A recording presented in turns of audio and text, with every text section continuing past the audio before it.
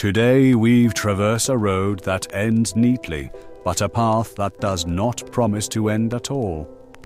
One man will take his payment and walk away. Another will stay, sure that there is always something more to be had just beyond the line.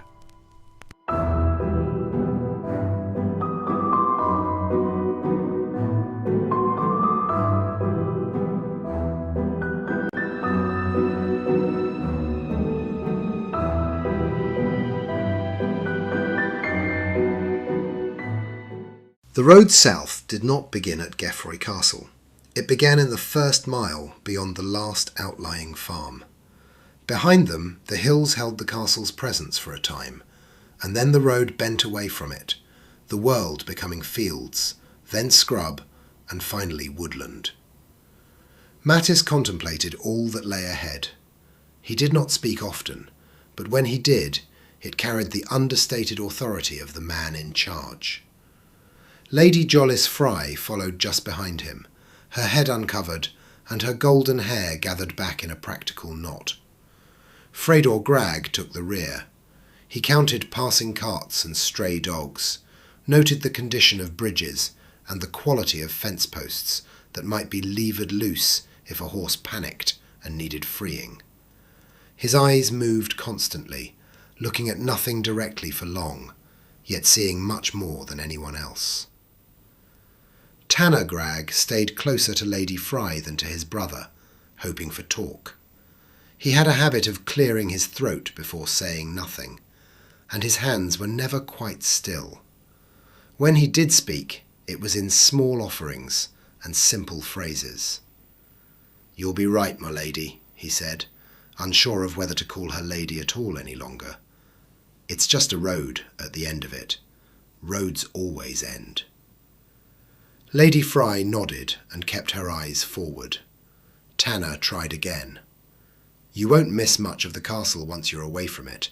It's walls and rules and folk watching." "That's the point," she said. Her voice was calm, through discipline, not ease. "It is only walls and rules and folk watching." Tanner nodded, walked a few steps in silence, and tried again. "You left your sister there," he said, and then winced as soon as the words were out. He raised his hands. "Begging pardon, not my place." Lady Frye slowed down, and for the first time she looked at him directly. "It is my place, and that is the cruelty of it." Tanner did not have the tools for this. His whole life had been built on small certainties and the belief that if you kept moving, you eventually reached something familiar again. He tried to build a bridge out of what he had. "Lady Gefroy will be all right," he said. "She's got a castle and folk who listen. She's not like—" He stopped.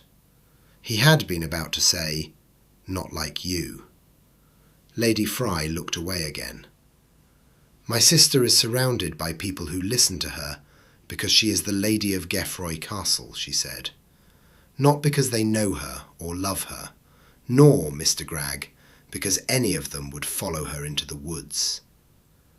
It was a stark admission, with the frank honesty that made her different in the Gefroy household. "I did not want to leave her," she continued. "I wanted to leave everything else. There is a difference." Tanner held on to the only form of wisdom he could muster. "Well, you can't take all your life with you. Some of it's got to stay behind, or you'd never fit through the door." Lady Frye laughed. It was not a happy sound, but it was real. She glanced at him again, and the look conveyed something close to appreciation, or at least the recognition that he meant no harm. "That is an ungainly thought," she said. "Well, I'm an ungainly man," Tanner replied, relieved to have made something land. Ahead, Mattis paused and looked back. He waited for them to close the gap. "Water ahead. A stream, not deep, but the stones are slippery, so step carefully. If anyone falls, we lose both time and pride." Fredor frowned. "Speak for yourself," he said. He had the tone of someone who had already decided he would not be the one to tumble. Mattis looked at him. "Pride is the easiest thing to lose and the hardest to leave behind," he said. "If you keep it light, it won't drag you under." "I don't carry pride. Too heavy. Takes up room," Freydor retorted. Mattis eyed him suspiciously. "Then you may fare better than most." They reached the stream not long after, a narrow line of water cutting across the road, the banks muddy where carts had churned it. The stones placed for crossing it looked treacherous. Mattis crossed first, and Lady Frye followed carefully behind, her skirt hitched up enough to keep it from dragging through the water. Tanner went after her, arms out for balance, muttering.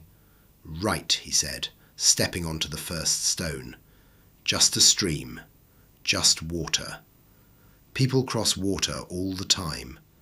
If it were dangerous, there'd be a sign, or a man, or a big red flag."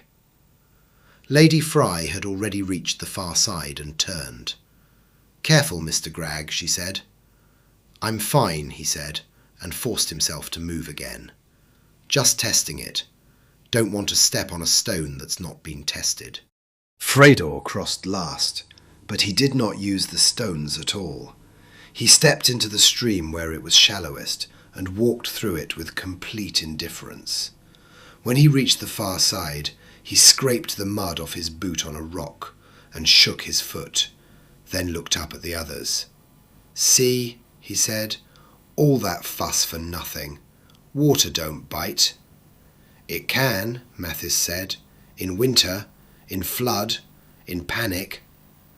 Freydor shrugged. "Then don't go in winter or flood, and don't panic." Tanner laughed. "If only it were that easy," he said. They moved on again, and the day wore on into late afternoon, the road taking them through patches of scrub where the wind picked up.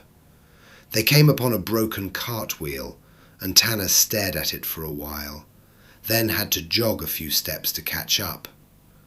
"What do you think happened?" he asked. Freydor did not slow down. "The cart broke," he said. "That's not just a break. Look at it." Freydor glanced back, barely. "A man hit a stone too fast," he said, "or a horse spooked, or someone tried to pull it free with a rope and snapped it. What does it matter?" Tanner fell into step again. "Well, I don't suppose it does," he said, though his tone suggested it did. "Just wondering." Mattis spoke from the front.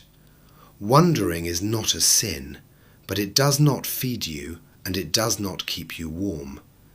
Keep it for when you are safe enough to spend it, Gragg." Lady Frye's eyes were on the line of trees ahead. The Woldwood lay beyond them. She never asked Mattis how much further. She just seemed to know. They camped off the road that night, where the wind was less direct. Mattis found the spot, and Freydor gathered wood with brisk efficiency. Tanner struggled with flint and steel, until Lady Frye reached over and struck the spark herself, the fire catching in the kindling in response to more competent hands. Tanner stared at the flame. "You've done that before," he said. Lady Frye held her hands out to the heat. "I have lived in a castle," she said. "I have also lived outside of it. Castles do not remove you from life's realities, but they can persuade you to forget them. I choose not to." Freydor shook his head, pulling one of the knives from his belt and beginning to clean his nails. "You'll find the world remembers you fine," he said. Lady Frye did not rise to it. She looked at the fire, and for a moment the lines of her face eased. Tanner watched her and felt the urge to fill the silence, then restrained himself out of some instinct that this was not the time for his noise. Mattis ate some bread, then leaned back and stared into the dark beyond the firelight. "We will reach the trees by midday tomorrow," he said. Freydor looked up. "And that's where we're done," he said. Mathis nodded.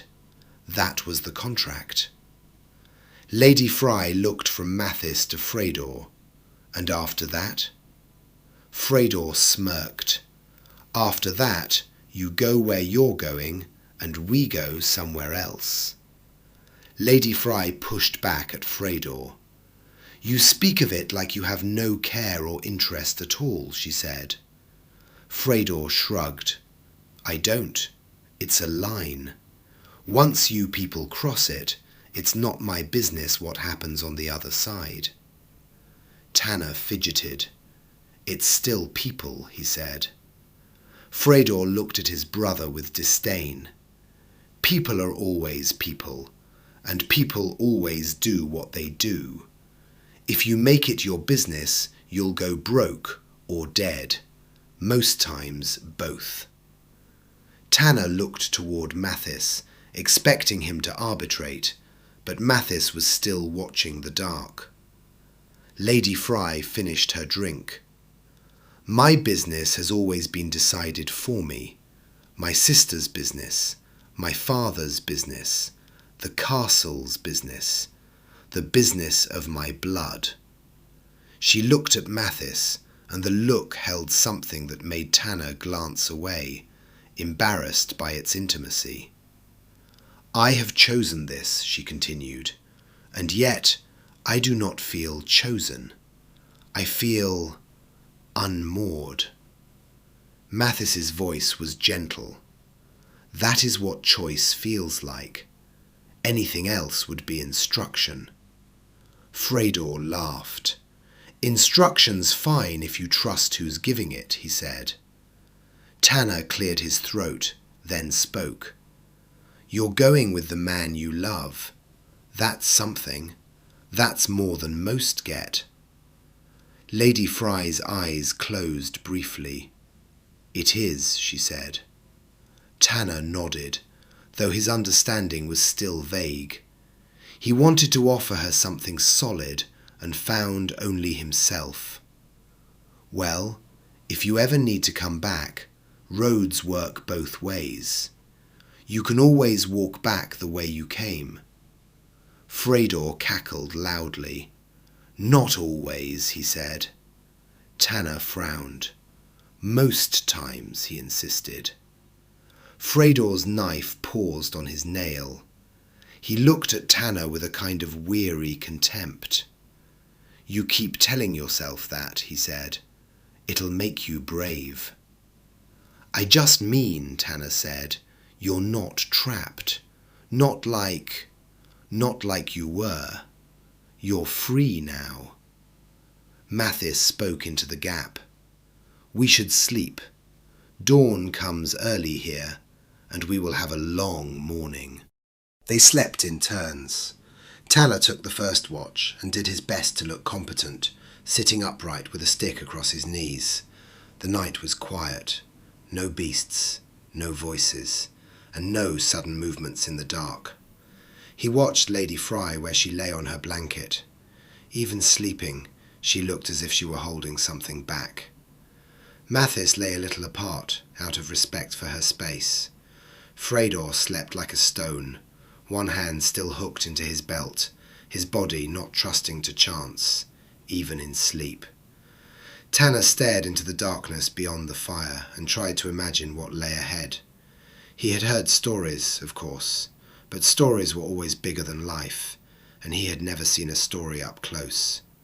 Coin, he thought, his mind reaching for comfort and finding the only thing it knew well. Coin made sense. It could be held, counted, and taken from a pocket as proof that you had not been a fool. He pictured Mathis stepping into the trees and felt a strange, prickling curiosity. Mathis of Greyholt did not walk like a man about to be ruined, and Lady Frye did not walk like a woman being dragged. They walked like people who had decided on something that could not be undone. And yet Freydor, his brother, would walk away the moment he was paid. Tanner looked at Fredor's sleeping face and felt a familiar resentment. Fredor always knew where the line was and when to stop. Tanner had never been good at stopping or leaving a thing alone once it had caught his attention. In the dark, he told himself he was only curious, that he was just making sure. He told himself that if there was coin to be found, it would be foolish to turn away without looking. The next day they broke camp early and moved on. The land began to change as the farms around them thinned out. The fences grew older and the track became less used, with the wheel ruts now shallower and the grass allowed to push up between them. Mathis kept the lead, and Lady Frye walked closer to him than she had the day before. Tanner found himself falling slightly behind. By midday the trees rose ahead, taller and denser than the scrub they had passed. The line of the Woldwood was a wall, and it contained a sudden darkness. The trunks stood close enough that their shadows overlapped, and the undergrowth was thick. They stopped at the edge, where the last of the open sky gave way to shadows, and were finally at the decision made by few before them. Mathis turned and looked at the brothers. "This is where you are hired to bring us. We must part here." Fredor's hand was already out, the other resting on one of his knives. Coin. Lady Frye reached into her pouch and drew out 1 gold crown. She placed it into Fredor's palm, then paused and added a second silver coin, a shim. "For your trouble," she said. Fredor glanced at it, then at her. "You've already paid," he said. "I have. This is an additional courtesy." Fredor closed his fingers around the coins. "Courtesy's rare. I'll take it." Tanner watched, uneasy, and found himself speaking before he had decided to. "You're really going in then?" he said to Lady Frye. She looked at him, puzzled.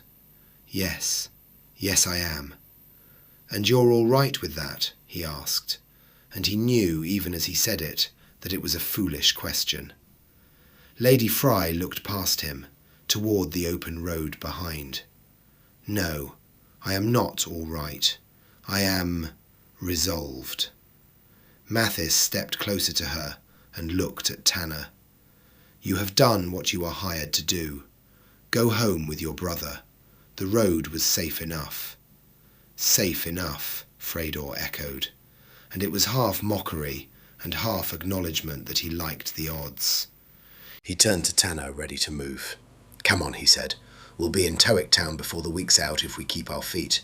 Plenty more folk there with fat purses and thin brains." Tanner did not move. He stared at the trees. The path into them was narrow, and beyond it lay mysteries. Lady Frye watched him with both understanding and suspicion. She then wondered, for the first time, if he cared, or if there was something else behind his hesitation. "You want to go in," she said. "I didn't say that." "You didn't have to," she replied. Tanner joined his brother back on the road, and Fredor clapped his shoulder. "I know what you're thinking. Don't be stupid," he said. "We're paid. We're done.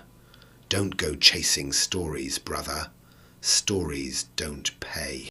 Tanner felt the weight of his brother's hand, the weight of the trees, and the weight of Lady Frye's eyes, and attempted to form a sensible answer. But there was only the truth, small and ugly. "There might be more coin," he said. Fredor stared at him and laughed incredulously. "Coin?" he said. "In there?" "Why not?" Tanner asked, defensive now. "People go in, people come out. They must have things. They must be fools," Fredor cut in. He stepped back and pointed with the coins in his hand at the open road. "Coins up there in pockets, in houses with doors that can be opened with a smile. Coins in markets where you can see who's watching. In there you can't read anything. You can't read faces. You can't read rules. You can't read when to stop. Tanner bristled. Maybe you can't, he said, and the words were out before he could stop them. Freydor scowled. You think you can? He asked. His tone was not angry. It was disbelief and contempt beneath it. Tanner did not really know what he thought. He knew only the itch in his palms and the sense that something special lay just beyond the trees. He was sure that if he walked away now, he would always wonder what he had missed. Lady Frye's voice interrupted them. Greed takes many shapes, she said. Sometimes it wears ambition. Sometimes it wears love. Sometimes it wears curiosity. Tanner looked at her. I'm not greedy, he said, sounding like a child who insisted he had not stolen the cake while the evidence of it still covered his face. Lady Frye smiled. You are human, and you are Tanner Gragg. Call it what you like. Mathis stood and watched, somehow knowing that this must be allowed to play out. Tanner felt suddenly embarrassed.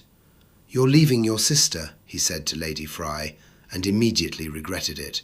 I mean, he shook his head, I just mean you're doing a hard thing, and I'm just trying to justify your own choice, she finished for him. Tanner nodded miserably as Lady Frye moved toward them. She looked at him with a steadiness that made him feel small but seen. You were kind last night, she said. Clumsy, but kind.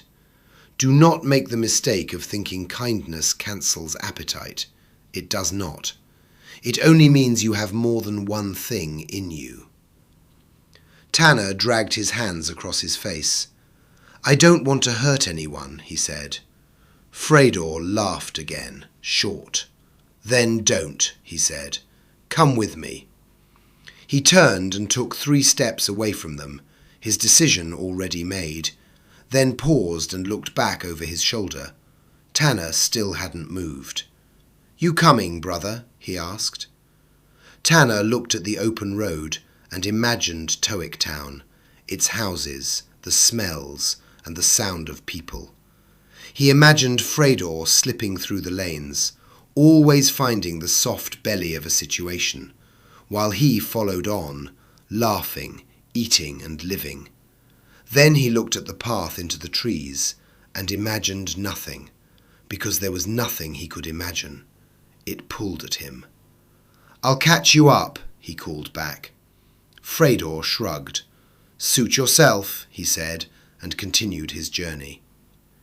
They watched Freydor go, eyes following him until he was a distant mark on the road. Lady Frye turned to Tanner. You will not catch him, she said. Tanner tried to grin. I'm a slow walker, he said, but I can. You will not, she repeated. He is already elsewhere. He's my brother, he said, but it did not matter to him at that point. Tanner's decision was made, and Freydor, Towick Town, and freedom would very soon be a distant memory. Mathis spoke. If you enter, Tanner Gragg, you do so without invitation, he said, and without promise of return. Tanner nodded, pretending the warning did not touch him. I'm not asking for an invitation, he said, and I'm not asking for promises. I just want to see.